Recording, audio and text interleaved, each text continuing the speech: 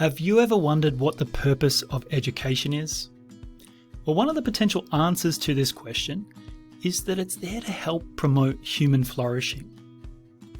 Now, not just flourishing at an individual level of individual students, but also between peers, in the wider classroom, in the broader school community, and of course, in that broad-reaching ecological niche in which the educational community inhabits.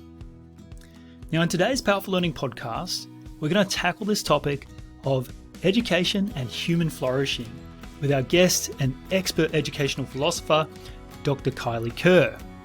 Now, Kylie's an experienced educator. She's spent the last 20 years honing her knowledge and skills in both the senior secondary educational context as well as the university sector. And she's kept a keen eye on this topic of human flourishing and how schools and the broader educational community can contribute to that. And while I care deeply about promoting the role of the scientific enterprise in education and particularly evidence-based teaching in the science of learning, Kylie helps me sort of pause on that and recognise that there are big limitations to that approach. Now, after speaking with her in this podcast, I was a bit humbled. I had to step back and recognise that I was inhabiting this little patch of research on human learning, and I needed to ask myself the bigger questions around things like, what's the purpose of learning in the first place? What is worthwhile learning in the first place? And why do we want to become better at learning? Right, so these are fundamental questions, and I think it's really worthwhile stepping back to ask those things. And it reminded me of a C.S. Lewis quote, and this is the same C.S. Lewis who's the author of the Chronicles of Narnia, so the famous Clive Staples Lewis. He once said that if you are on the wrong road, progress means doing an about turn and walking back to the right road. And in that case, the person who turns back soonest is the most progressive. So if you're like me and you have a heart to help students and teachers make progress in schools, I urge you to listen to the call of Dr. Kylie Kerr and reflect on the direction of the education system and ask yourself this question. Are we heading towards human flourishing in our education system, or are we moving further and further away from it? I'll let you decide on your answer to that question after listening to the podcast.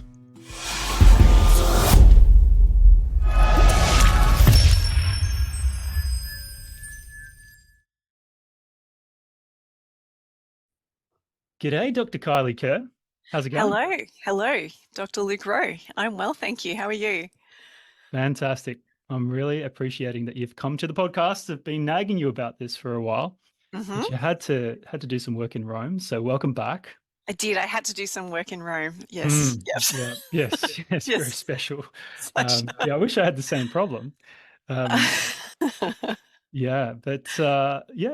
This topic of human flourishing has been something I've been interested in for a long time, sort of in parallel with my interest in education. I got into the whole phase of self-development books, and then I started to look at pop psych and sort of branched into how it implicates education. And I couldn't think of a better person to ask questions about this topic than you. So great to have you. Thank you. Thank you for having me. Now, for the benefit of our guests, I will introduce you as Dr. Kylie Kerr, but of course you publish under Dr. Kylie Trask-Kerr. So yes. I'll just mention that to our readers in case they want to check up any of your publications. They can look up Kylie Trask-Kerr. And I want to know more about you for the listeners' benefit and my benefit. How did you arrive as an academic in the field of educational philosophy, and in particular, this whole notion of flourishing? How did you arrive here? Interesting. Well, it was a long road. I started as my undergraduate degree is in philosophy and English, with a bit of history and a bit of linguistics and a little bit of politics. And that was at the University of Melbourne. A pretty spicy mix. It was a very spicy mix. Yep, absolutely. That was very much a very typical undergraduate university experience. And so it is all a bit of a blur. It was many years ago. Then I went into teaching, secondary teaching. So, and I arrived just when the Victorian education was turning to philosophy in schools. And so I sort of arrived at a really, you know, it was quite fortuitous in many ways. Because I was there for the birth of philosophy in schools in Victoria. And so I was able to teach philosophy. Now, I say that I came to philosophy teaching in a roundabout way as well. I started as a teacher of humanities and English at a school in Bacchus Marsh as a beginning teacher. Also taught some drama, even though that wasn't my area. It was certainly an interest. I didn't know this. Oh my goodness. Yes, I did. I mean, I'm going to have to see you on the stage now. That's no. on my bucket list. Sorry, and you're going to have to sing for me. I think it was more about the creativity than act. I mean, I can't act, but it was about direction and also just contributing to the school. You could recite some Shakespeare if we pushed. Well, I loved Shakespeare too, and I did sort of come through that as I directed Twelfth Night 3 times. Well, in 2 schools, and also on the stage when my husband was a playwright. We used to run a theatre company back in the day. This is another podcast. My goodness, another podcast. I did not know this I digress. About you. Yes. Okay. This is anyway. Cool. That aside, I left and that was a small country school. That's how I ended up coordinating drama there, because it was there were so few of us in the school that we all did everything. Yeah. But I really wanted to teach philosophy, and so I then moved to another independent school closer to Melbourne, and then finally ended up in a school that was offering philosophy for the first time. And became a teacher of primarily philosophy. Still taught a bit of English and history in those early years, but then moved into teaching philosophy for the next, I think it was possibly about 10 years of just teaching philosophy. Who learned more, your students or you?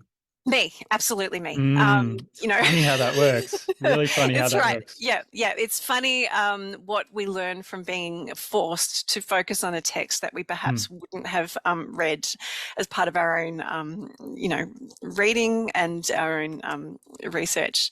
Yeah. So, as a teacher of philosophy, I focused a lot on the good life and living well. When my children were born, I distinctly remember being at a meeting for parents when we were choosing a school for my daughter, and thinking about what school is for. And now there was a lot of talk then about what school is for, a lot of talk about compliance, and a lot of talk about what happens in schools. And I really considered the fact that for me, school was about making my children happy. I wanted my children to live flourishing lives. And I wanted all students to live flourishing lives as a teacher. And so on one hand, I had this teaching of philosophy, this background in the teaching of philosophy. And then on the other hand, I had my experience as a parent and what I really wanted for my children.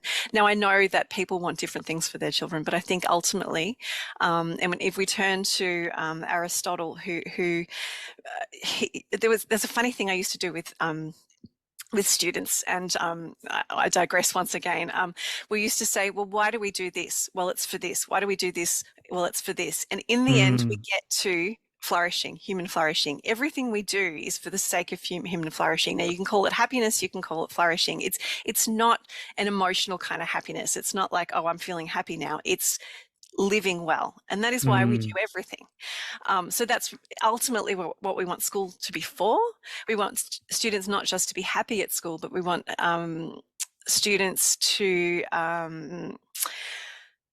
really take from education things that will help them to live well. So with that in mind, I had always had in the back of my mind that I wanted to one day write a PhD, and really the timing was right for me then, because my children were young. I was teaching at that point, I was teaching part-time, so it was a really good time. And philosophy is like big on the whole suffering thing, so PhD of course, happens absolutely. To coincide with suffering through adversity, yeah, that's right. Adversity. If there's ever a way to test yourself in suffering, you might as well do a PhD. Absolutely, yes. So I started my master's while I was still teaching philosophy part-time, then was fortunate to get a scholarship and moved into research full-time in my PhD. Now, I should say also that that in itself was a bit of an interesting journey because my master's was very much in education, and I focused on Deweyan educational philosophy. But at the same time, there was this interest at the University of Melbourne in positive psychology. Then a PhD opportunity came up in the Centre for Positive Psychology at the University of Melbourne, and that's how I ended up bringing these things together: my interest in human flourishing and the interest within positive psychology and human flourishing. Mine was very much a philosophical interest, but of course researchers in positive psychology were interested in that too, and that's how the two things came together for me. PhD was at the University of Melbourne from 2016 to 2020, and I arrived here at ACU as a full-time lecturer in 2020, as you know. And finally, all the best people arrived in 2020. Of course, absolutely, yeah. yes. The all of the 2020 newbies, we experienced 2020 together. Of course, we all know about the lockdowns and the absolutely. Oh, yes. Yep, the COVID years, a blur. Yes. So that's me. That was a much longer response than I expected. Oh, but my goodness, if we're ever going to go on a detour, let it be for having a career as a person who can run theatre and do a stage production. And that, to me, I'm going to ask you so many questions about that during a coffee one time. I can't wait to ask you more about that. I had no idea. Suddenly I regret mentioning that. This is going to be the way we lead our conversation every time now. Yep. All right, so let's we flirted with this idea of human flourishing. You've mentioned that a lot of times, and I'm sure for the benefit of our listeners, they'd love to know what you mean when you say that term, human flourishing. Yeah. And why is it so important to the education sector? I think you've given an impression of that with your own position as a parent, and why you were looking at the purpose of schooling back then. But if you could kind of give us a more defined answer to that question. Yeah, well, I mean, human flourishing in education is, of course, distinct from individual happiness. And often when we ask students about whether they're happy at school, they talk about, I don't get a lot of homework, I have a lot of friends at school, and I feel happy on a day-to-day basis. Now, that's important, and it's an element of human flourishing, but I don't think that is what human flourishing is. Now, I like Aristotle's concept of human flourishing because Aristotle saw human flourishing as a lifelong pursuit, living well throughout one's life, and all of the stuff that comes with that and the complexity that comes with that. Aristotle goes on to talk about the unique function of human beings. Now, Aristotle talked a lot about using our ability to reason, and he ultimately argues that human flourishing is about using our intellect to determine how to live a flourishing life. And by flourishing, he means, and by a good life, a eudaimonic life, eudaimonia is his word for human flourishing. He means a morally good life. And so I do like the well-roundedness of that definition of human flourishing. Of course, there are various things Aristotle says that perhaps don't quite stand up to we'll leave the society. whole views on women aside, women and slaves, absolutely. But basically, they were the same thing back then, right? So yeah, absolutely. Yeah. So we'll leave that aside because we're talking about the ideas here rather than Aristotle's. Yeah, eudaimonic happiness for me, but not you. That's what we're talking about. Yeah, that's right. Yeah. No. So but yeah, look, he's a man of his era, of course. Absolutely, yeah, is like many philosophers. And so, but this idea of flourishing being not only a lifelong pursuit, a moral pursuit, but also something that is active.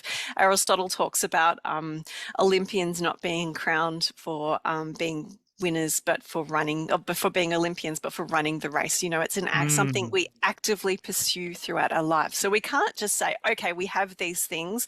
I'm a morally good person, so now I flourish and now I sit back and not do anything, because we need to actively flourish.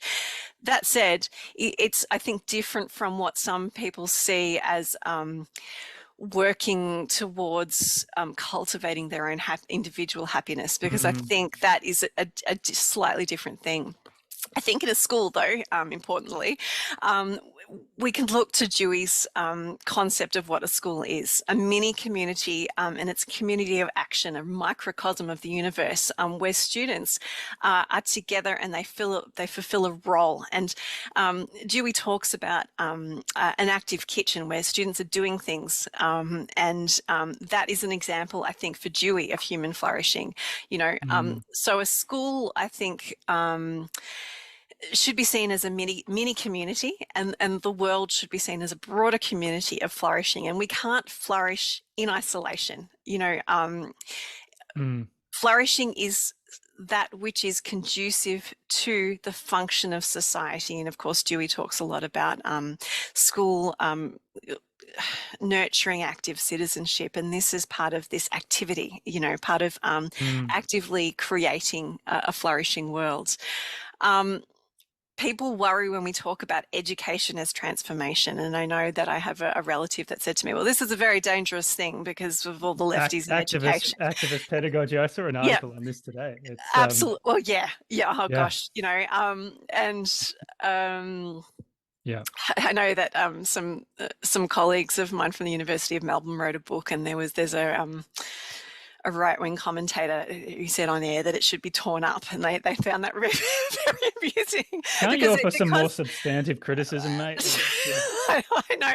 So I saw a LinkedIn post from one of the authors saying, well, you could tear it up or you could read it. But, they were really they wore that as a badge of honor because, if the right-wing commentators want to tear it up, then clearly they're doing something right. Unintended, I hope. Yeah, absolutely.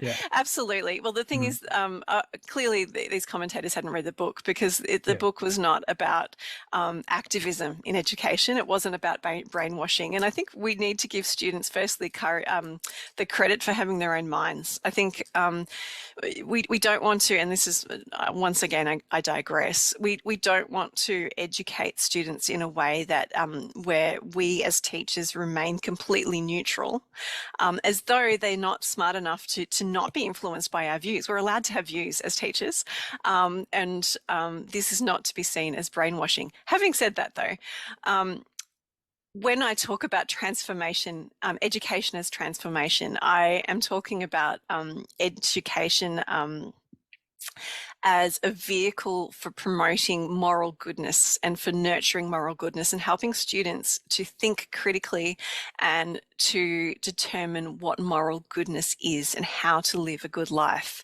Now, that is different from activism. That is different from going into a classroom and saying, this is what we believe and it's different from what others believe, and this is what you should believe, because this is not what we do as teachers. We, of course, explore views in the classroom and students. I also find it, and I'm talking about two different things here. On one hand, I'm talking about dealing with controversial issues in the classroom, because I think this is something we need to navigate as students. Amy McPherson and Daniela Forster and I have published a paper on this, dealing with policies around controversial issues in the classroom and how we need to navigate those as teachers and need more guidance as teachers about how to do that. But that's different from what I'm talking about here in regards to human flourishing. So I'm sorry, I'm digressing. No, that's okay. I think there's inevitable overlap when you talk about what the good life is. How it looks will be informed by your political positions, your religious positions, your spiritual inclinations, and how you answer the big questions of life around those controversies. So I feel like there's an inevitable overlap and tension. You have to navigate it.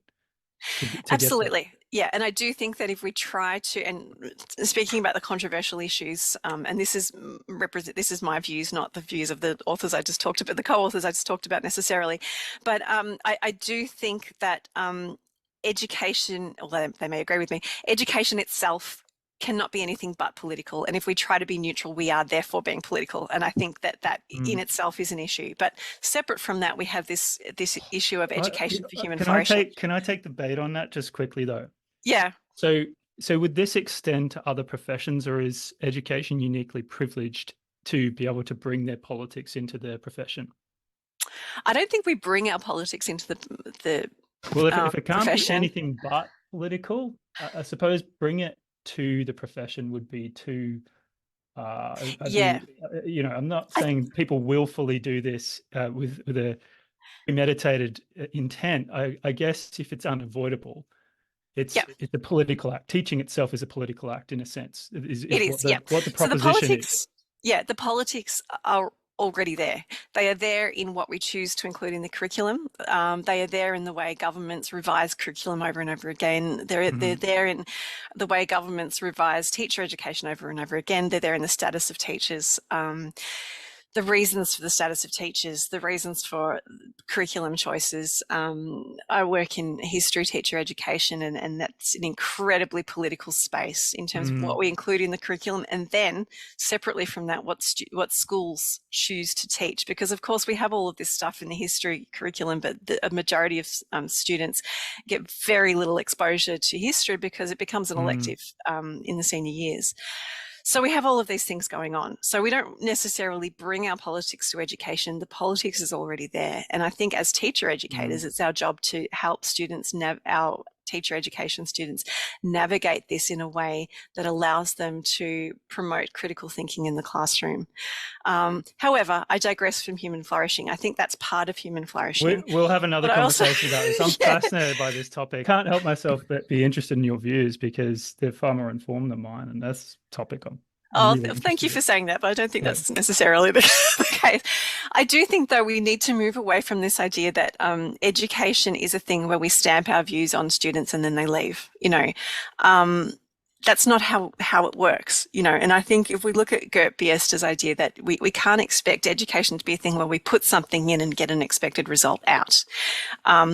We all, and Dewey talks about this a lot, students come to the classroom with a plethora of subjective experiences. They then take what has been offered. And as teachers, we offer them something. And what I think that thing should be is an ability to form their own moral compass and to take their skills into a democratic future and a democratic world. And I use democracy sort of reluctantly there because I think it's broader than democracy. I think it's a moral future and a moral world. And so there needs to be a degree of normativity in education, but also I don't think that's when we go into a class, I would never have gone into a classroom and expected all of my students to come out with the same views as me. I mean, that's unrealistic, and it also doesn't give them a lot of credit for having their own minds. They are the product of their upbringing, they're a product of their experiences, more so than just this 1 year of education they have with me, or several years, as the case may be. So education is about that. I think it is about creating moral citizens and therefore a moral world. Now, I know there are issues of cultural relativity, and that's why we as educators need to create, and as teacher educators need to create global citizens in our teachers, and therefore global citizens in our students. And when I say that, I don't mean that they'll go into the classroom and because they're global citizens, then all the students will come out as global citizens, but they'll have the knowledge and the experience and the ability to think critically, which we need as teachers.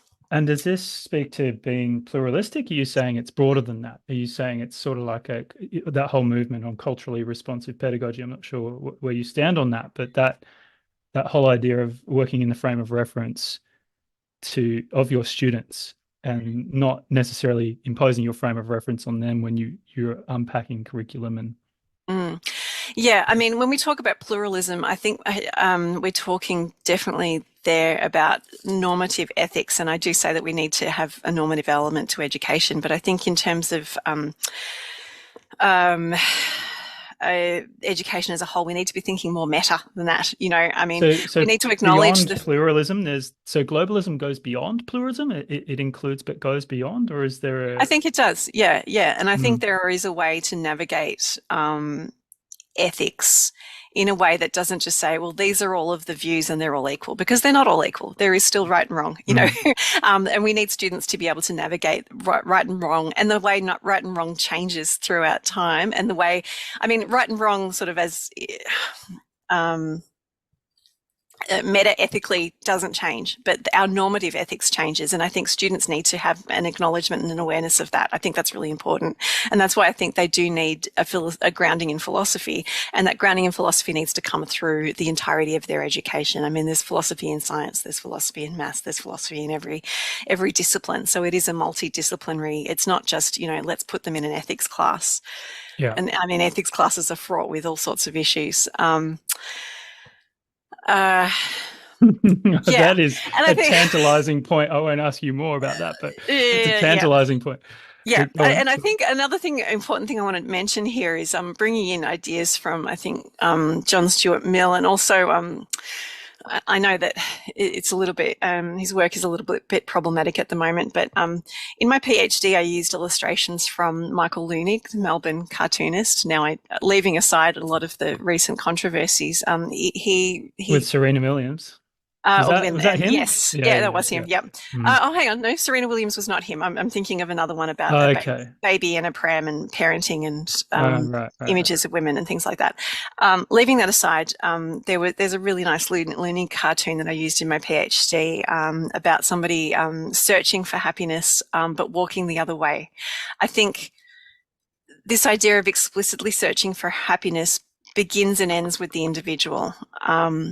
And this is, I think, a really important distinction, which I'll touch on later on. But I think that's in terms of my definition of happiness. I think it's really important to make clear that I don't see happiness as something we can sit down and work out scientifically or academically necessarily. Of course, we used, as Dewey says, we use data and then use philosophy.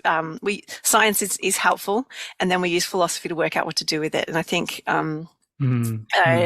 human flourishing is a very similar thing, but if we spend too much time on the data and the science and looking at, okay, what can I do to flourish, we end up focusing on ourselves too much. Yeah, and science, I don't know if its purpose, I mean, this is a philosophical statement in itself, but I don't think its purpose was for asking which questions should we ask in the first place, but it was giving us a methodology and a system by which we could answer it, minus a whole lot of bias that would otherwise come into the picture. But it doesn't tell us what questions are worth asking and where we should be spending our time implementing whatever answer is on the far side of that. Yeah, absolutely. We hear a lot of researchers talk about how well-being can be taught. That's almost a foundational idea in positive education. Well-being's so hot right now, that topic. So this idea, just to kind of collect my thoughts around it. So we've got flourishing, we've got happiness, we've got virtue as well, and eudaimonic happiness and eudaimonic well-being, perhaps. I don't know if I'm stumbling and mashing terms together where I shouldn't. But and the philosophers that you're talking about talked about this idea of virtue and the good life. How does this all kind of dovetail into well-being, the current well-being movement? Yeah. Well-being is a handy term, but I think now it's been used to cover everything from, going to a day spa to, living a meaningful life. Listening to a wonderful podcast. Yeah. Listening to a wonderful podcast. And of course, that is part of well-being. I think well-being, it's a great term, but it's also overused and misunderstood and used for everything. I think we hear a lot of researchers talk about how well-being can be taught, as I mentioned earlier, and I don't doubt that well-being in the form of self-care can be taught, and I don't doubt that a focus, going back to education, on just acknowledging that schools care about well-being is important.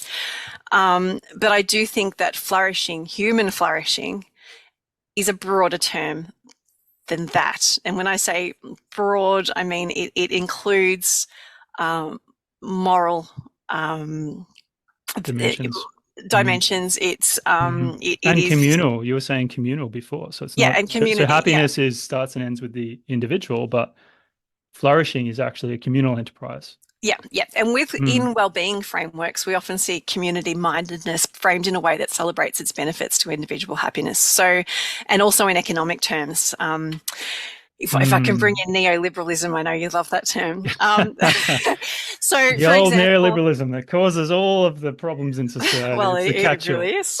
Yeah, absolutely. It's a common thread. Yep.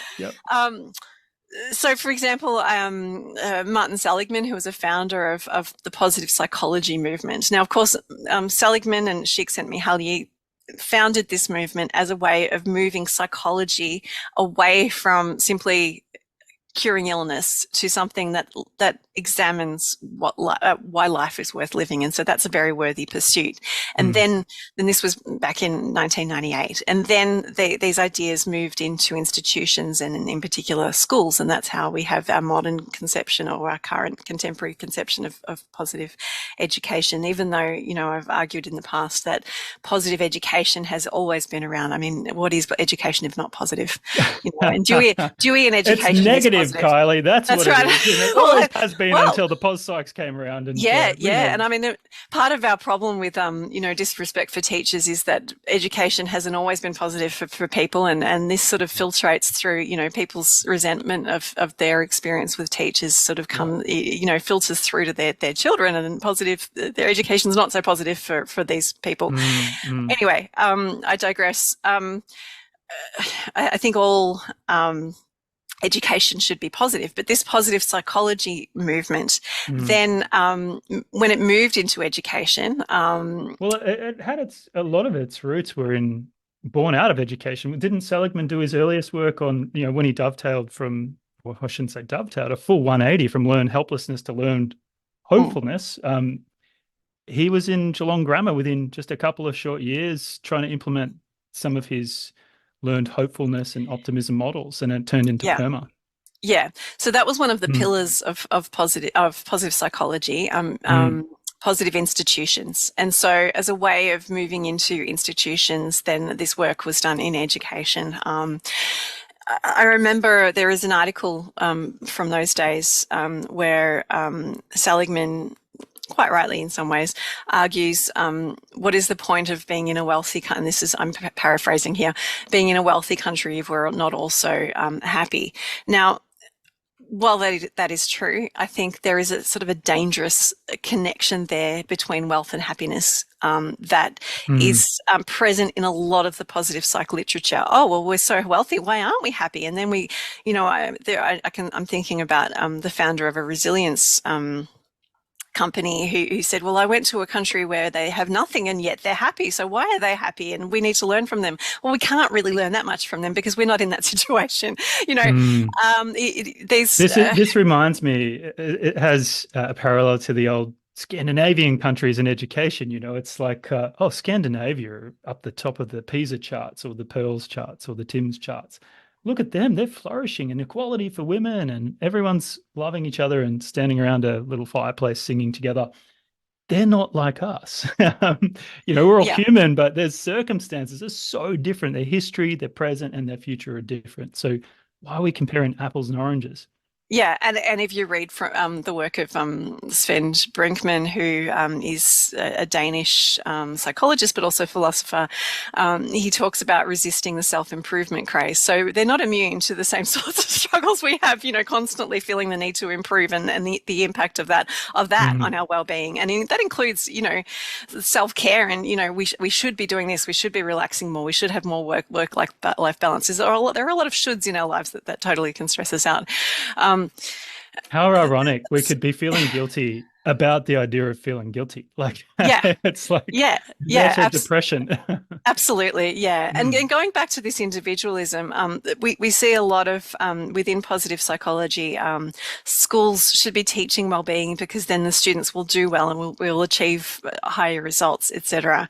Now, how that plays out in a lot of schools is that we have this message to the students that, you know, this school cares about your well-being. That in itself is a good thing. But we also have, you know, we're doing these wellbeing classes, and then you go into a maths test in the next lesson and we forget about the wellbeing classes. Or we go into a maths test and we do some mindfulness first and then we go into our maths test, but we still have the stress of the maths test, you know. And we still have competition because, you know, we haven't removed this element of we're pitting you all against each other, you know, in schools. And in fact, well-being has become another way. If we're measuring well-being, we're also introducing another way we can pit schools against each other and pit students against each other. And this, I'm just waiting for the well-being index to be displayed on the My School website. Oh yeah, and I'm sure it's happening in places in the world.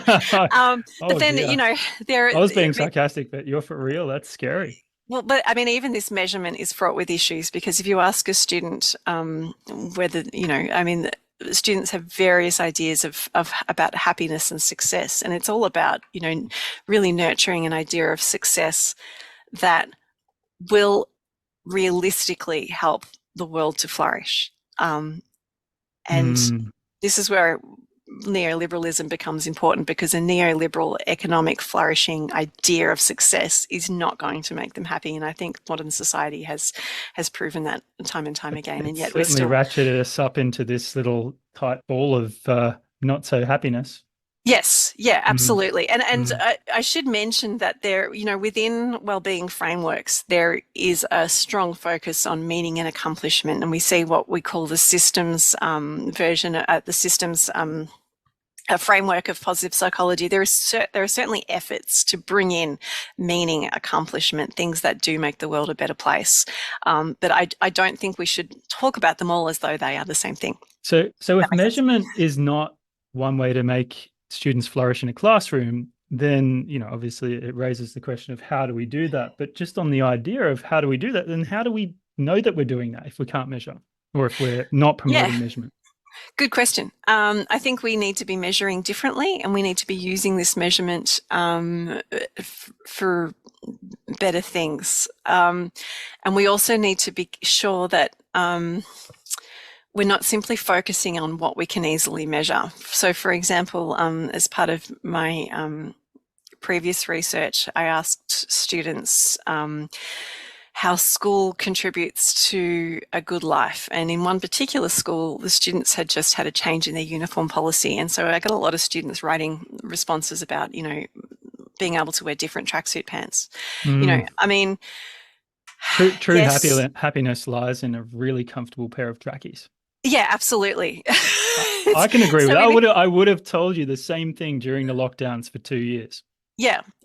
But I think what's important, that's right. All right, so that's one way to flourish. Okay, got it. Yeah, that is one way to flourish, but it's not the only way to flourish. So I think we need to be careful that we're not focusing too much on what we can measure. We can measure people's ideas about tracksuit pants, but it is more difficult to measure conceptions of success, because these things change over time. And there are, I think, delicate ways of measuring these things, but we also just need to be a bit more careful about it. We also need to ensure that these measurements don't become a competition. And so let's just kind of unpack that a little bit, because so you're saying, I was mischaracterizing your views by saying don't measure. You're actually saying measure more carefully, not to measure this, to measure more carefully. And so where intuiting this is pointing towards is an internal scale of progress rather than between people. You're measuring within a person, from where I'm at today versus where I'm at tomorrow versus where I'm at next week, and in 5 years' time, I can look at my cumulative progress or lack thereof. But the moment I turn to others and compare beside my, with my classmates or between schools, I get in real trouble. Is that correct? Yeah. Yes. Yeah. And I also think we need to be really careful about our focus on the measurement rather than the teaching, the ideas, the nurturing ideas, the stuff that comes before the measurement. We can implement something and we can measure it till the cows come home. But if we're constantly measuring something and not really improving it, the measure becomes the goal. The changing of the measurement becomes the goal rather than the actual the thing that you're aiming for. The Campbell's law kicks in. Absolutely. And I use the word improve there, and I use that so reluctantly because I think improvement is a fraught phrase. I think, I think education is so much more complex. I think they're doing a lot well in education, and a lot of that is immeasurable. So this constant assumption that education and that educators need to improve is hugely problematic. But I'll leave that aside because that's more about education. Another thing I would like to mention, though, in the context of defining human flourishing, though, is the work of, there are a lot of people, but Catherine Eccleston and Dennis Hayes, who write a lot about this focus on therapeutic education as therapy. Now, part of this wellbeing push has turned into seeing education as something that can solve all of the emotional needs and emotional problems in young people. And I think that that's a really dangerous thing. Now, Eccleston and Hayes see that as being very dangerous because for various reasons. One is that it changes the subject of education, what they call the subject, but also it invites vulnerability. It encourages students to see everything in education through the lens of, oh, I'm vulnerable and this is causing me discomfort and therefore it's bad, and we see a lot of that in the language used by students, in the way students, it's almost as though some students have interpreted this push towards well-being as an idea that school can never make them feel uncomfortable or sad, or that they're never allowed to be unhappy. Idea of coddling them and the safetyism movement that's sort of come out of that. I can see how there's some tentacles that are reaching in there. Yeah, and I use this with a great degree of hesitation, but I do think we need to consider that, the old ask yourself if you are happy and you cease to be so. Of course, we should be asking students if they are happy, but I think if we are constantly saying, are you happy? Are you happy? Are you happy? Does this make you happy? Does this make you happy? Does this make you unhappy? School becomes about, okay, how can I fix myself psychologically so that we can all come out the same? And, life is about, life is so much more complex than that. There is adversity. These elements are a normal part of life. Now, of course, we should be helping students that genuinely need help, but the entirety of education doesn't need to be seen through this well-being lens in that way. However, if we see education through a human flourishing lens, that's an entirely different thing, because all elements of education contribute to a flourishing life. So I think, I'm not sure if I've properly articulated this. So no, this is good. This helps me realize that and this is probably going to be a complete butchering of your all those wonderful views that you've just shared, but I'm reorientating where I think the efforts should be aimed, in the sense that you're saying that the system is, as a whole in education, has to be considered because it's greater than the sum of its parts, and the individuals who inhabit the parts of that system can't be divided off and partitioned off and looked upon as little islands unto themselves. That when we start to consider notions of happiness, we can have a lot of inward-looking problems that we start to prime our students to be sensitized to. For example, the safetyism and my well-being and my little well-being thermometer is constantly the most important thing that I can monitor and self-regulate at any given time, when in fact there's a whole world externally to them. There's a system, an ecosystem around them where there could very well be flourishing, but they're missing it because they're turning inwardly.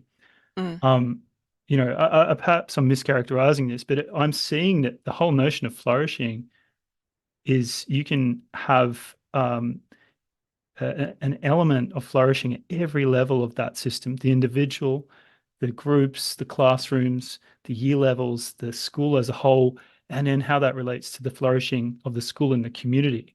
Yes, absolutely. And it seems to be that picture, we can't, the moment we try and reduce that and put it into a measurable little box, we actually harm the possibility of having a flourishing ecosystem of a community and school. Is that? Yes, absolutely. And that's a really a much more succinct way of describing what I've just said. I should get you to edit my papers, Luke. That's no, great. This is you just flipped my script, right? In my head, I'm completely changed from what you said. So it was you educated me. Oh, wonderful. Thank you. Now, I do think also we need to acknowledge that, there is, a lot of people that would then, one thing that has happened in schools is that schools are then, outsourcing their wellbeing education, bringing in a psychologist, and that sort of promotes this therapeutic culture. Now, that is not to say that a psychologist in a school is a bad thing, because there is damage and there is trauma and there's all of these things. A lot of people come back from these sorts of discussions and say, well, what about trauma? But, of course, people are, there are people that need this help, but this help is not, this is not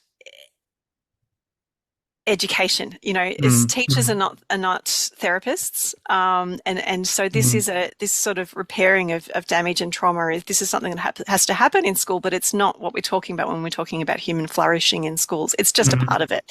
It's an important part of it, of course. And I do think there also needs to be acknowledgement of how there is emotional damage everywhere. I often think of Alain de Botton and the School of Life, all of the work that they do. And I laugh when they were talking about how we find someone, a romantic match, and they say we should actually, rather than asking people about their lives, we should ask them, how are they damaged? And does your damage match my damage? Because I think Wow.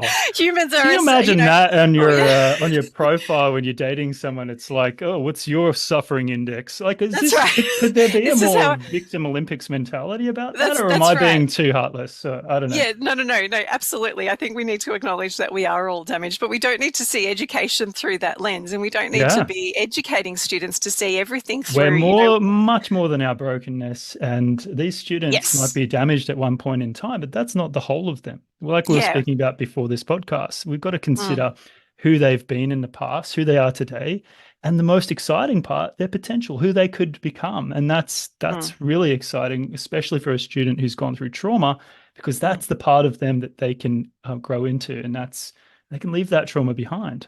Yeah, absolutely, Mm, absolutely. Um, yeah. I think that's really important, and I think one needs to acknowledge adversity, but schooling is but not incredibly bathe in it, not not shower in bathe. it every day.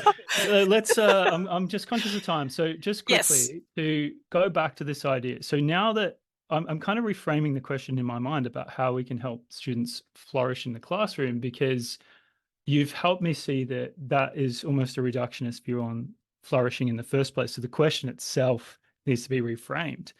Um, how do we have a flourishing school, a flourishing Ah, society, a flourishing ecosystem of people? So, yes. it's like, how do you make a fish really healthy if the ocean they're swimming in is polluted, right? I Yeah, could yeah, focus sure. on helping that fish all I like, but if I throw it back into that polluted ocean, it's not going to do much good. So how does it work at the systems level? How do we promote flourishing, Yeah.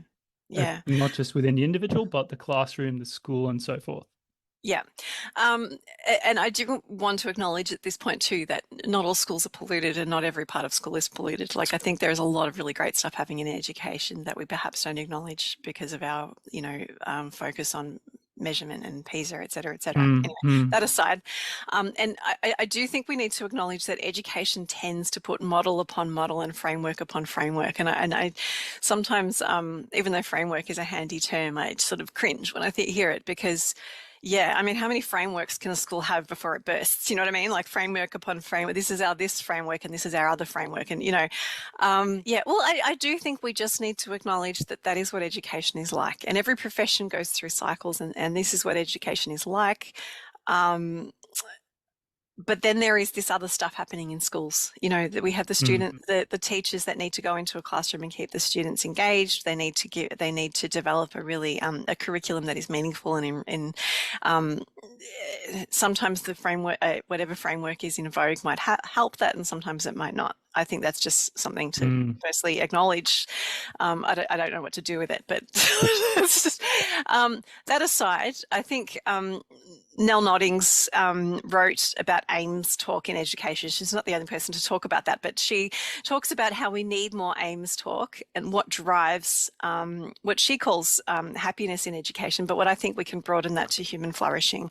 We need to talk about the aim of human flourishing in education and how each part of education contributes to human flourishing. We need to spend more time asking, what are we actually trying to do here? And then do it to the best of our ability. I think that's what a teacher needs to do. We also need to care about the students as human subjects with human agency. Students know when you care about them, and this makes an incredible difference. Now, meeting targets and numbers and various sorts of measurement does not really reveal that human element to any great extent. So I think that really is important. And I do think we need to look at, often we have these little micro goals in education that perhaps don't connect well enough to human flourishing. And I think that's one. Not only do they not connect with them, but I guess in some sense they compete with them. They're at odds They with them. do. Yeah, absolutely. Yeah, very much at odds with them. Mm. I do also think day to day in a classroom, and I'm moving on to, how teachers can promote flourishing in the classroom.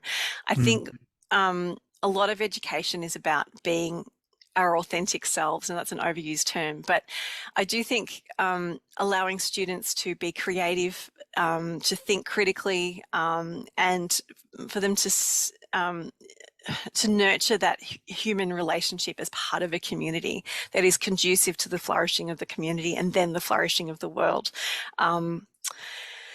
is really important. I knew you were ambitious. It wasn't just about impacting your students or your schools. It's the world. It's the world. About the world.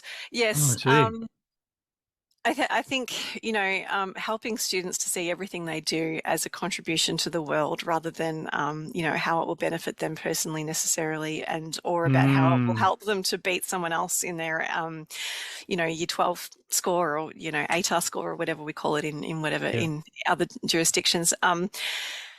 As Dewey says, competition is, this isn't a quote, this is a paraphrase, but competition is never a positive thing in education. And so I think helping students to see everything they do as conducive to the functioning of a community in a world, I think really that this promotes individual well-being and collective well-being, because it's very hard.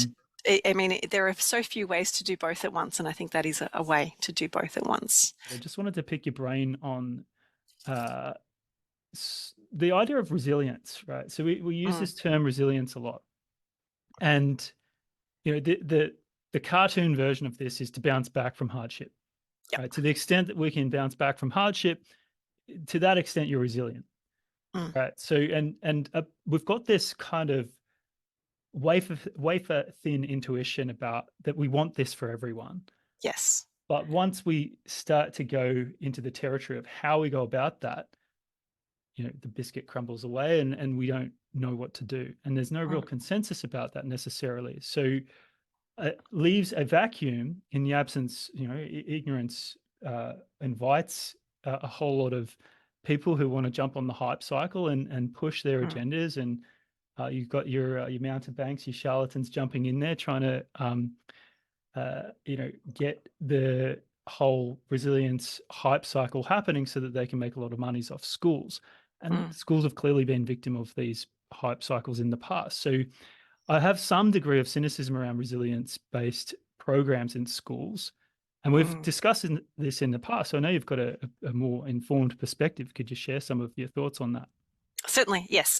Now, the first thing, and as a way of sort of summing up some of the other things we've talked about as well, there are academics like Edgar Cabanagh, who works in South America, and also I mentioned Eccleston and Hayes, and also Judith Suissa, who see positive. Edgar Cabanagh sees positive psychology as a symptom of neoliberalism. So that's something to keep in mind. And we also see Suissa, who sees the teaching of happiness as anti-educational. So that's another aspect. And then Eccleston and Hayes, I've talked about the ideas about therapeutic culture. So taking that, and I think elements of positive education are a symptom of neoliberalism, but positive education more broadly is not. Okay, so I think, and to some extent, I think societally we are listening to psychology at the moment. And one of the points I made in my PhD long ago, or sort of feels long ago, was that if we're listening to psychologists, let's run with it and use it to improve flourishing. Having said that, though, this area is very murky. Now, with Amy McPherson, at the moment, I'm looking at resilience programs.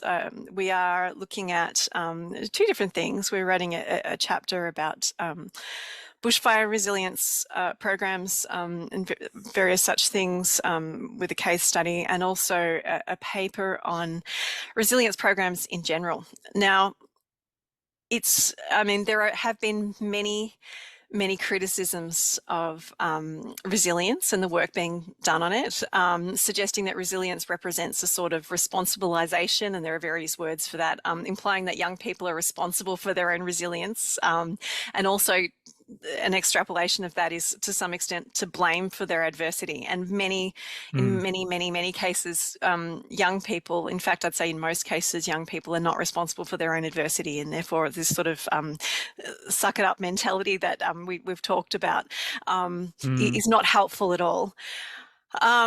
There's a researcher in Cyprus called Michaelinos Zembelas, excuse me if I've mispronounced that, who argues that resilience is politically naive, and therefore a dangerous construct because it's complicit in the reproduction of superficial narratives of success and achievement. These criticisms are valid in many cases. We also see issues of equity, and Webster and Rivers have written about sort of a neoliberal logic within resilience education.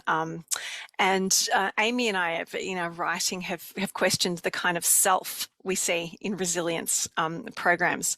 However, we also have the work of Rose and Lensos, who say that, well, given all this criticism, and yes, these criticisms are valid, we also need to consider that we want people to be resilient, particularly in the contemporary world, and given the adversity we face on a day-to-day basis. We have wars, we have climate change, we have various things happening. So we need to, as they say, abandon this blanket criticism of resilience and argue on what they say is on the grounds of resilience. Okay, we need to acknowledge that we need to be resilient. How can we do it in a way that is not politically naive, in a way that does not foster neoliberal thinking, that is not a form of responsibilization? And I think the answer to that is community resilience. It's difficult,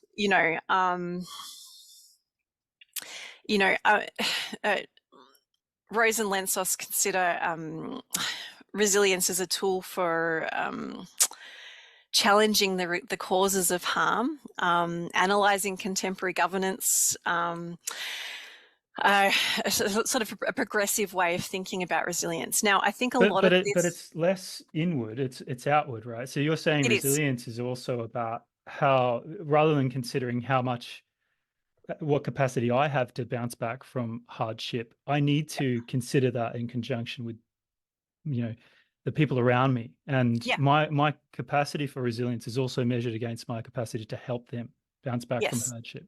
Yeah, absolutely. And I think the other element there is we really need to critically examine the way resilience is being done in many schools. I know here in Victoria we have various companies that can receive government funding to go into school. The schools can receive funding to engage these resilience companies. Now, this is I'm not criticizing any specific resilience company. There are a number of them. Very often they are led by some kind of, now I'll say this with hesitation because I can imagine the backlash, some kind of guru or messiah. This is me, I've been resilient. This is the adversity I've experienced in my life, and you can be like me. Very often they're elite sports people. Sometimes they're not. Sometimes they engage elite sports people. So they might be like, this is me, you can be like me. And look at these elite sports people that are speaking on my behalf. This is firstly not realistic or helpful for a student that is not part of that world. Often these people come from a middle class background where they have educational advantages that students may not have seen in their lives.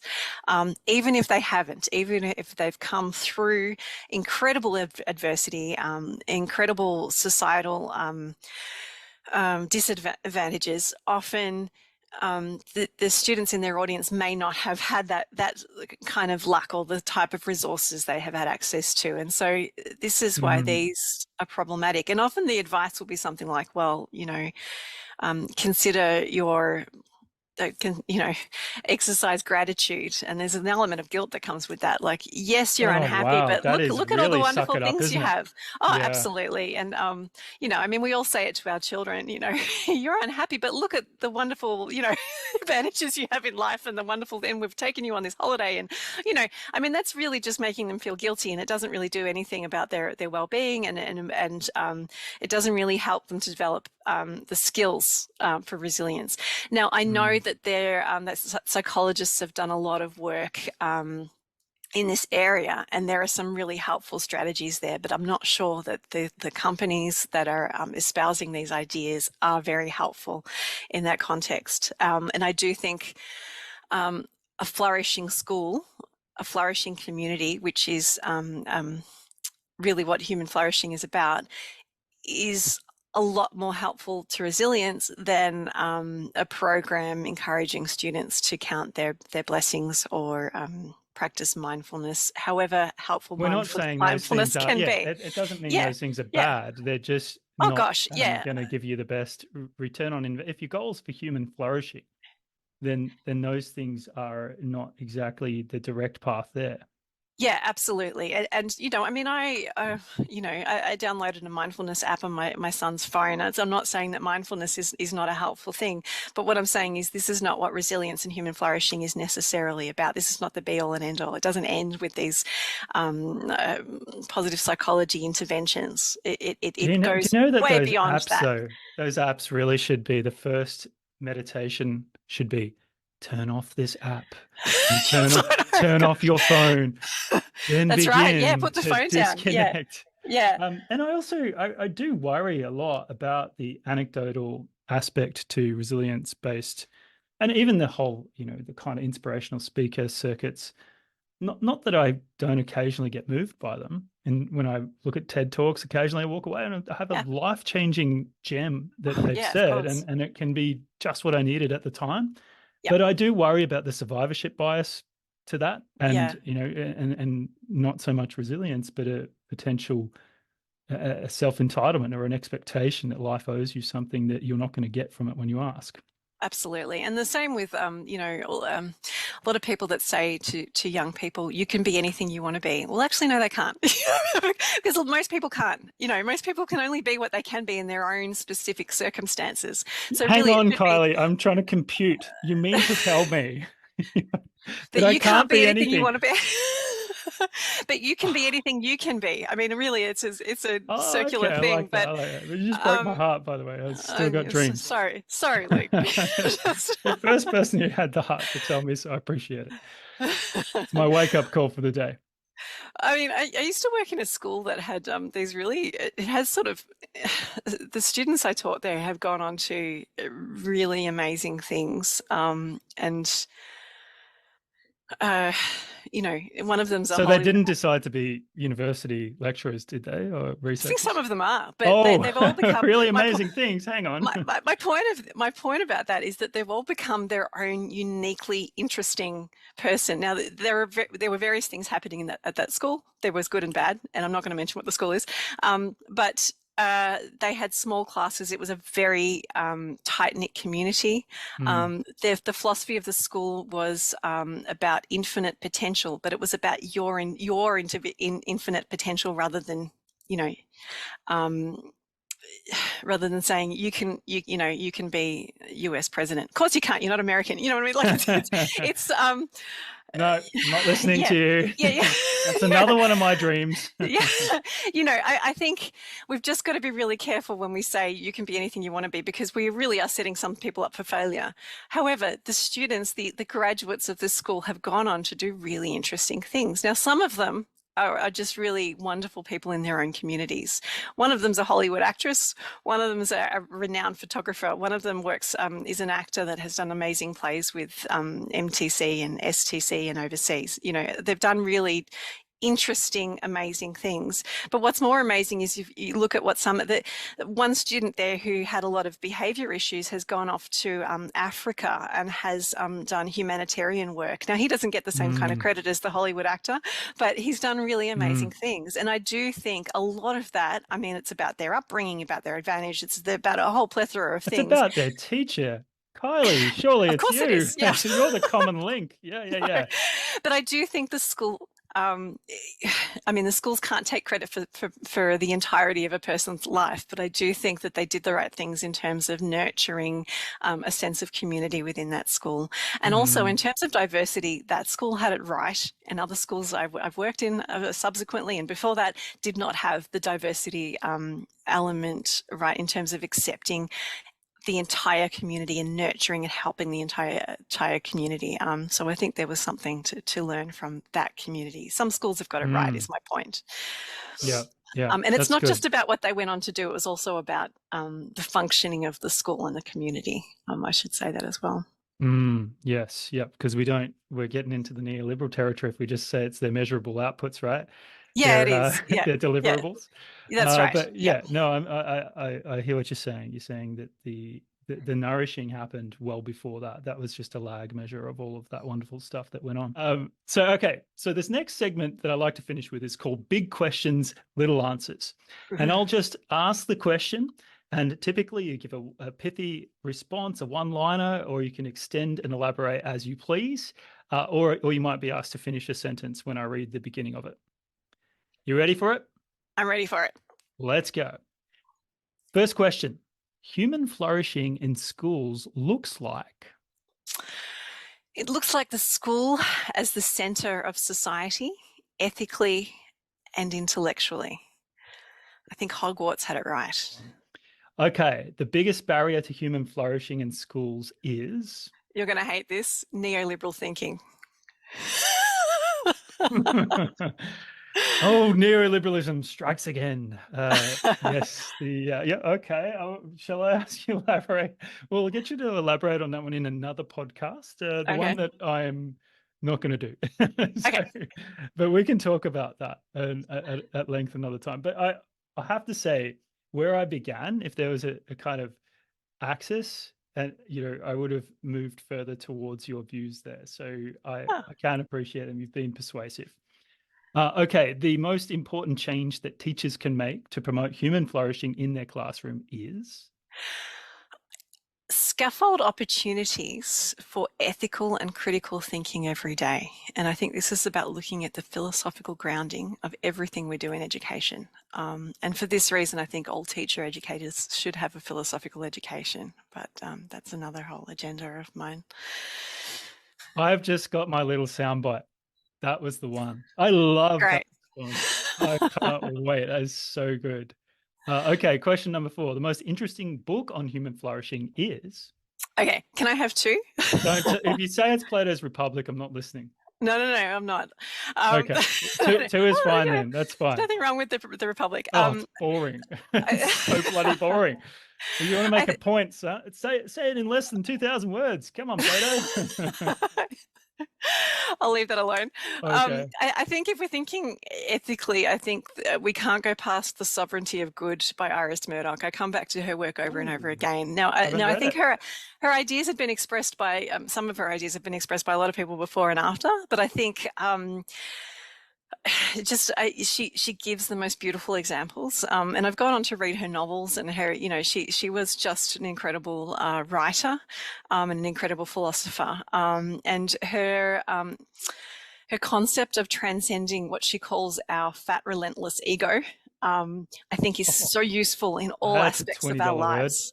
Yeah, absolutely. In terms of our, arguments with loved ones, all the way to, conceptualizing flourishing for the entire world. I think really incredible ideas in The Sovereignty of Good, and her other work also. I also think, now this is a recent one and a short one, Standpoints by Sven Brinkman. I've read that in the last couple of years, and that's one, I have a favorite book every couple of years, but really it gives sort of a sweeping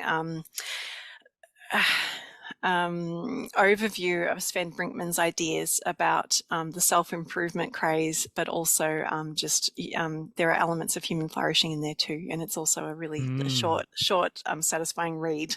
So will it please the cynic such as myself give me somewhat of an insight into what the problem with self-help was, and also still point me to a solution, not just to be critical, but to be positively framed in what to do, not just what not to do? It will, yep. And Iris Murdoch is also mentioned in that. Her other work is mentioned in that, not this, not the Fat Relentless Ego that I mentioned, but other work is Oh mentioned. yeah, that word deserves royalties every time it's spoken. I tell you what, that's unique. Fantastic. Fat Relentless Ego. Okay, that's good. They're both books I've not read, and they're going to be on my my reading list. So I'll let you Brilliant. know once I've read them. We'll have a coffee, and I'll tell you all about it. Great. Okay, so you got to fill in the blank here. Yeah. If we keep doing blank, the education sector will be doomed. If we keep relying on measurement, the education will be doomed. Again, you're not going to like that one. I know that you're a data scientist, Luke, and as I've mentioned, I think there are value. You know, I mean, in the Deweyan sense, there are things we can take from data and science, but I do think if we keep relying on what is measurable, we lose a lot in education. Got any evidence for that? Sorry, I couldn't Well, help it. You set me up for it. Ironically, I do. Oh, okay. Now he's using data to fight data, right? Exactly, I know. Fire and fire. We know where that ends up. Everyone gets burnt. All right, next one. If we keep doing blank, the education sector will be a huge success. If we keep doing philosophy, the education sector will be a huge success. Okay, I'm with you on that. To some extent, I feel like there was the earlier education systems had some of that right, and I feel like we've lost that. So I love this. We have. Yeah, I'm cheering for the philosophers. Come back, we need you. Yeah, yeah. Okay, you've got $1 billion to spend on the education system to help flourishing in schools. How are you going to spend it? Well, you can quote me on this if I ever win the lottery.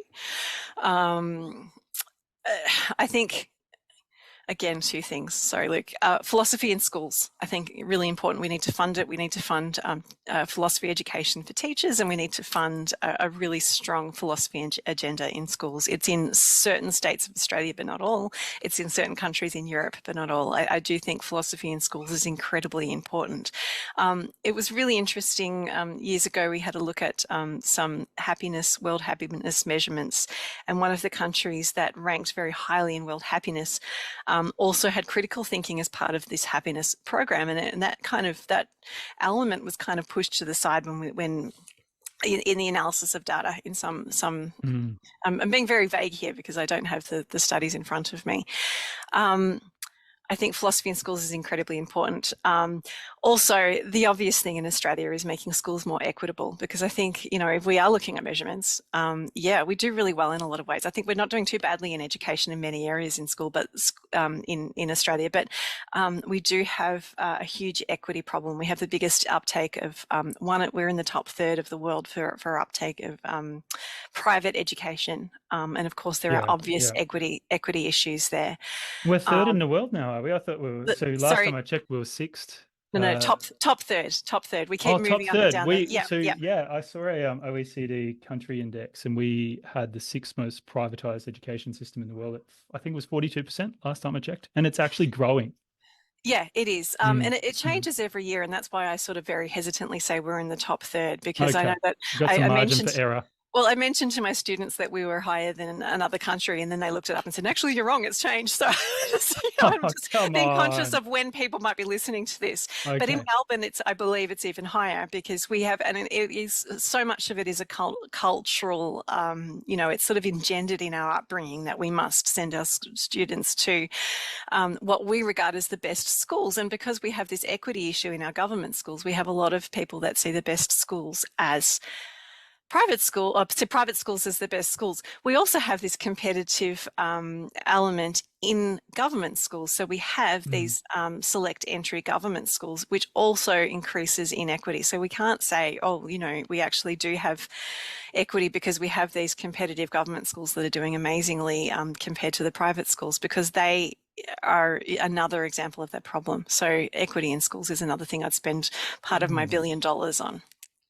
Amazing. It's two things come to mind. One is that the way that we can handle equity without measurement I would love to have a conversation with you about that, because I can't help but see the pathway to revealing inequities and inequality, perhaps is a better way to put it, not inequities, without the measurements that support those gaps. But then the privatization aspect to this is interesting, because the last time I saw data on this, if you look at value-added measurement, and this speaks back to your point about it's not just measurement that can be problematic, it's often how we do it. And when we do it without the care and concern of what Mednick once referred to as the consequential validity of measurement, which is how will this measure be used in the end? That has to be built into how you use it at the beginning and how you design it. And so this idea of measuring value add, which Mike Witter is a big fan of, and podcast listeners can listen to his podcast. I think that's the episode prior to this. And he talks about value added measures, and the private schools don't actually value add more than the public schools in Australia. When you factor out socioeconomic inequality and you adjust for that, they're not getting a better education. And so that to me is a really interesting point, because it asks, it raises this question about what are they adding? What is the differences? And so, there's a whole other conversational branch to go off on there. Yeah, there really is. And I think that actually, you were sort of suggesting that I might disagree with you because we're talking about data, but I think that's a really good example of how the data doesn't show the whole picture. It's interesting. I think it's for another discussion though. Yeah, no, but you've opened the, just a lid of Pandora's box has just started to open there. So that's another podcast, and we'll close that lid. It is. Okay, next one. The most important habit a graduate teacher can cultivate to promote flourishing among their students is? Oh, yeah. Passion for what they are doing. We want passionate teachers. Students learn from this example. They learn a passion for learning, and a passion for life, and a passion for the world. I use learning with hesitation, because school is not just about learning. I'm sort of reminded of Gert Biester's learnification of education, but passion for everything that happens at school and for the community and the world. And I also think what's important for a teacher is to remember the dignity, humanity, and subjective individualism of each student. Or subjectivity. I don't want to use individualism, because I've used that as sort of a negative, that has a negative connotation. But remembering that each of these students are important and valuable and incredible human beings in their own right, regardless of where they sit on the data scale in their NAPLAN results, et cetera, or their VCE, et cetera, et cetera. They are all complex human beings. Yeah, and I think as a parent we appreciate that, because we want our children's teachers to appreciate our children for the individuals that they are, and as part of the collective society. So there's this sort of funny dichotomy there, isn't there? I think it's perhaps more of a paradox, and I don't think you can recognize the humanity in others without acknowledging it in yourself, and vice versa. So I think when we see the sacred in ourselves, we acknowledge it in others. Absolutely. Yep. The best way to promote flourishing among school teachers is? Oh, yes, I love this. Have a sense of humor about the absurdity of contemporary life and contemporary teaching. My first few years of education were absurd and hilarious, and I wouldn't have them any other way. Having a sense of humor about the absurdity of education, but also and contemporary teaching, but also just the importance of it, and the role that experience of education has in our lives and in the lives of the students. Because when Dewey says education is not preparation for life, education is life, he's not saying that education doesn't prepare us for the future, because of course it does. But what he's saying is this is an important part of their lives. It's not just let's prepare and then send them out. This is part of their lives, and so we need to really acknowledge that as teachers. I think it's important not to take ourselves too seriously, to have a sense of humor about things, and to consider both, and this relates to the same concept, our smallness in the world, but our power within it. And this is for us and for the students. We are just a tiny contribution to the teaching profession and to the world, but we do have a lot of power within it. And I think that is really important. Well, we'll bring it to a close. Dr. Kylie Kerr, thank you so much for joining the Powerful Learning Podcast. Appreciate your time. Thanks very much, Luke, for having me.